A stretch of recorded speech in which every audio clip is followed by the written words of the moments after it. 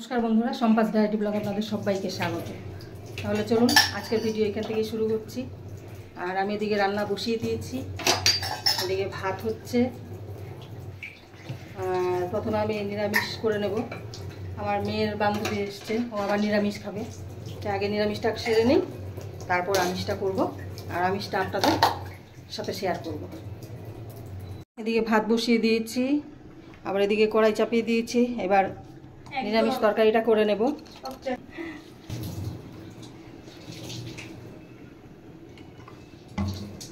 নিরামিষটা আর দেখাচ্ছি না আপনাদের, এবার আমিষ রান্নাটাই আমি দেখাবো। আমি নিরামিষটা সেরে নিই।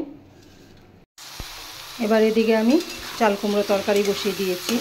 আলু পটল রসা হয়ে গেছে, মুগ ডাল হয়ে গেছে, পাঁপড় ভাজবো আর চাল কুমড়ার ঘন্ট করব।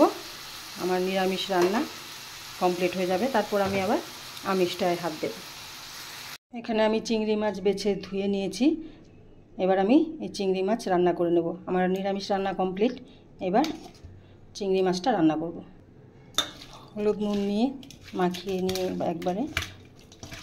একেবারে ভেজে নেব পুরোটা।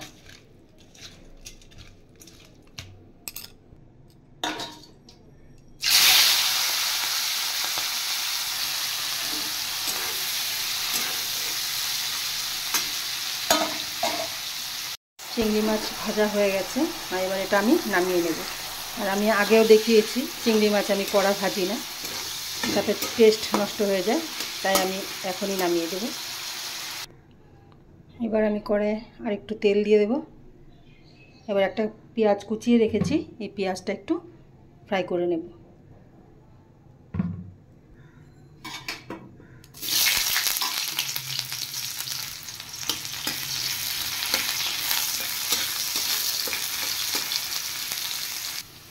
পেঁয়াজটা ফ্রাই হয়ে গেছে। এবার আমি দিয়ে দেব বানিয়ে রাখা চাল কুমড়ার ঘন্ট। এই জাস্ট বানালাম যেটা, এই ঘন্টটা আমি আমার মেয়ের বান্ধবীর জন্য উঠিয়ে রেখে এবার আমাদেরটা আমিষ করে করব। এবার আমি দিয়ে দেব ভেজে রাখা চিংড়ি মাছ।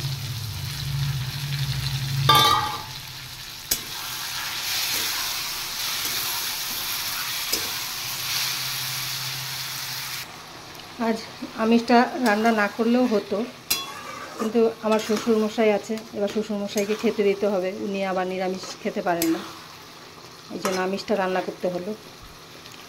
না হয় আমিষটা আজ করতামই না। মেয়ের বান্ধবী খাবে নিরামিষ, এবার আমরা খাবো আমিষ, ভালো লাগে না। এবার আরেকটা আমিষ রেসিপি রয়েছে ট্যাংরা মাছের। এবার এটা হয়ে গেলে তারপর ট্যাংরা মাছটা রান্না করব। চিংড়ি মাছ চাল কুমড়ো দিয়ে ঘন্ট রেডি।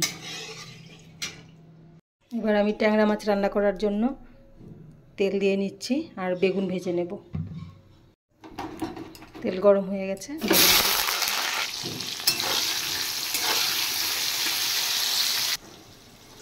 এই হলো ট্যাংরা মাছ। ট্যাংরা মাছগুলো একদমই ছোট ছোট, বেশি বড় না। এবার এখানে আমি হলুদ নুন দিয়ে দিয়েছি। এবার দিয়ে দেব পেঁয়াজ পেস্ট। এবার দেব লঙ্কার গুঁড়ো। এবার কুচিয়ে রাখা টমেটো দিয়ে দিচ্ছি। এবার এটা আমি একসাথে মিশিয়ে নেব।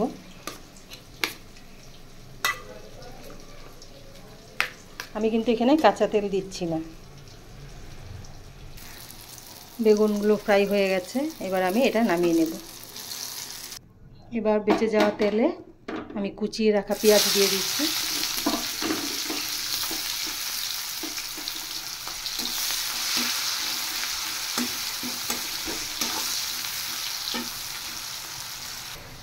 পেঁয়াজ ফ্রাই হয়ে গেছে, আর বেশি ফ্রাই করব না, আমি হালকা লাল করে নিয়েছি। এবার আমি মেখে রাখা মাছগুলো দিয়ে দেব। আর আমি এই জন্যই কাঁচা তেল দিইনি, কারণ আমি পেঁয়াজটা ফ্রাই করব বলে। এইভাবে মাছ রান্না করে খেলে টেস্ট, মাছের টেস্টটা বেশি লাগে, আর মাছ ভাঙবেও না।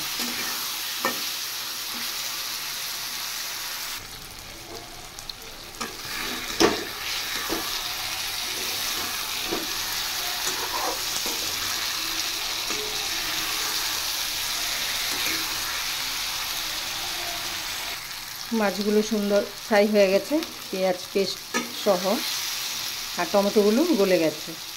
এবার আমি দিয়ে দেবো ভেজে রাখা বেগুন। এবার সামান্য জল দিয়ে দেবো।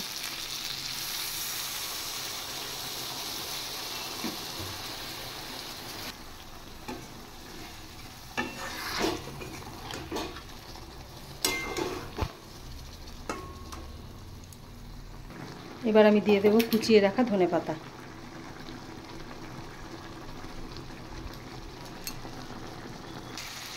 ট্যাংরা মাছের ঝাল হয়ে গেছে। এবার এটা আমি নামিয়ে দেবো। মাছগুলো দেখুন একটাও ভাঙেনি, প্রত্যেকটা ঠিকঠাক রয়েছে একদম। দুজন গন্ধ পেয়ে চলে এসছে। কি কি আছো আছো, তুমিও আছো? হ্যাঁ, আর আর কেউ থাকলে নিয়ে আসো, যাও ডেকে নিয়ে আসো। তোমরা দুজন এসছো কেন? আর কেউ নেই? আর কেউ নেই? নিয়ে আসো নিয়ে আসো, ওদেরকেও নিয়ে আসো, ডেকে যাও, যাও ওদেরকে ডেকে নিয়ে আসো। এই দেখুন দুজন চলে এসছে। ট্যাংরা মাছের ঝাল নামিয়ে দিয়েছি। তাহলে আমার রান্না হয়ে গেছে। তাহলে বন্ধুরা, আমার রান্না কমপ্লিট। আর মেয়ের বান্ধবীকে খেতে দিয়ে দিয়েছি, ওরা খেয়ে নিয়েছে। তাহলে আজকের রেসিপি আপনাদের কেমন লাগলো অবশ্যই কমেন্ট করে জানাবেন। আর ভালো লেগে থাকলে অবশ্যই লাইক, শেয়ার আর সাবস্ক্রাইব করবেন। তাহলে দেখা হচ্ছে নেক্সট ভিডিওতে। টাটা।